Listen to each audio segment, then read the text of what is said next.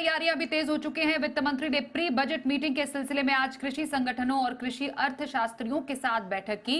अब इस बैठक में क्या क्या मांगे रखी गई हैं, हमारे साथ जी मीडिया संवाददाता अमरीश पांडे है। अमरीश, सरकार जब सत्ता में आई है उसके बाद का फुल फ्लेजेड बजट है, तो क्या सौगातें दी जा सकती है? खासतौर पर कृषि संगठन और कृषि अर्थशास्त्रियों की क्या मांग है? देखिए, मोदी 3.0 सरकार का पहला बजट होगा ये, और इस बजट में सरकार ये चाहती है कि जिस तरह की जो पिछले 10 साल में चीज़ें कही गई थी उसको अमली जामा पहनाने का रूप दिया जा सके। बैठकें लगातार चल रही हैं और आज की बैठक में वित्त मंत्री ने मुलाकात की एग्रीकल्चर क्षेत्र के संगठनों से, साथ साथ एग्रीकल्चर एक्सपर्ट से, और दोनों ही के पक्ष और की मांग और सुझाव की बात कही गई है। जो जानकारी हमारे पास है उसके अनुसार एफएम को जो सुझाव दिए गए हैं एग्रीकल्चर एक्सपर्ट्स की तरफ से, उनका कहना है कि सब्सिडी की जो राशि है उसको अगर एक मुश्त दिया जाता है तो किसानों को और एग्रीकल्चर सेक्टर को फायदा होगा। यानी कि किसान सम्मान निधि सब्सिडी के रूप में, खाद सब्सिडी के रूप में, बिजली सब्सिडी के रूप में, इस तरह की जो सब्सिडी दी जाती है उससे कई किसानों को लाभ नहीं मिल पाता और उसका फर्क पड़ता है उनके प्रोडक्टिविटी पे। अगर इस पूरी सब्सिडी राशि को एक साथ डीबीटी कर दिया जाए तो शायद किसान ज्यादा बेनिफिट करेगा, उसकी प्रोडक्टिविटी भी बढ़ेगी। ये एक सुझाव था अर्थशास्त्रियों की तरफ से।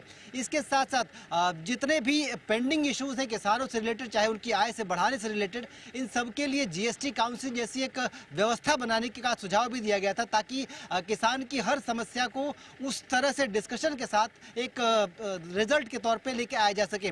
साथ साथ अगर किसानों की बात करते हैं तो किसानों ने साफ तौर पे कहा कि ये जो मुफ्त अनाज की योजना है इसको बंद करने की जरूरत है। इसके साथ साथ किसानों को जो सम्मान निधि के रूप में 6,000 रुपए दिए जाते हैं इसको या तो बढ़ाया जाए या तो इसको बंद कर दिया जाए। बजाय इसके सरकार जितने भी एक्सपोर्ट बैन लगा रखे सरकार ने, अगर वो हटाती है तो किसानों के लिए ज्यादा बेनिफिशियल होगा। तो कुल मिलाकर दो तरह की बातें सामने आई। पहला तो ये कि सब्सिडी को लेकर एक नया सिस्टम बनाने की जरूरत है। इसके साथ साथ एमएसपी को लेकर नए तरीके से फॉर्मेशन की जरूरत है। सीएसीपी अभी तक इसका निर्णय करता है।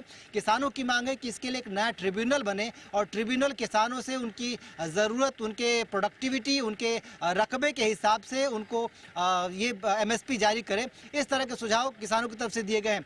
एक और अहम सुझाव जो दिया गया किसानों की तरफ से वो ये है कि उनकी डिमांड है कि जो कि जीएसटी, किसान हर चीज़ जो खरीदता है उस पर जीएसटी देता है, तो ऐसे में किसानों को जीएसटी का इनपुट क्रेडिट लेने की व्यवस्था की जानी चाहिए, या फिर उसको जीएसटी से पूरी तरीके से बाहर रखना चाहिए। ना उसके खरीदे हुए किसी प्रोडक्ट पर जीएसटी लगे, ना वो किसी चीज़ को बेच रहा है तो उस पर कोई जीएसटी देनी पड़े। तो कुल मिलाकर कई तरह की व्यवस्थाएं, कई तरह के सुझाव और मांगे रखी गई हैं। देखना होगा कि वित्त मंत्री के पिटारे से क्या निकलता है, लेकिन किसानों की साफ तौर पर मांगे कि एक्सपोर्ट बैन अगर हटता है तो किसानों की आय बढ़ाने में फायदा होगा। यूरिया से सब्सिडी की बजाय यूरिया की कीमत बढ़ाकर जो ग्रीन मैन्योर है, ऑर्गेनिक मैन्योर है, ऑर्गेनिक खाद है, उसको बढ़ावा देने के लिए सरकार कुछ व्यवस्था कर सकती है। बिल्कुल, तो प्री बजट चर्चा में सरकार पूरी कोशिश करेगी, जैसा आप अमरीश बता रहे हैं, कि जो कृषि संगठन है उनको पूरी और किसानों को पूरी तरीके से फायदा पहुंचाया जा सके। धन्यवाद इस जानकारी के लिए। रुकते एक ब्रेक के लिए, बने रहिए हमारे साथ।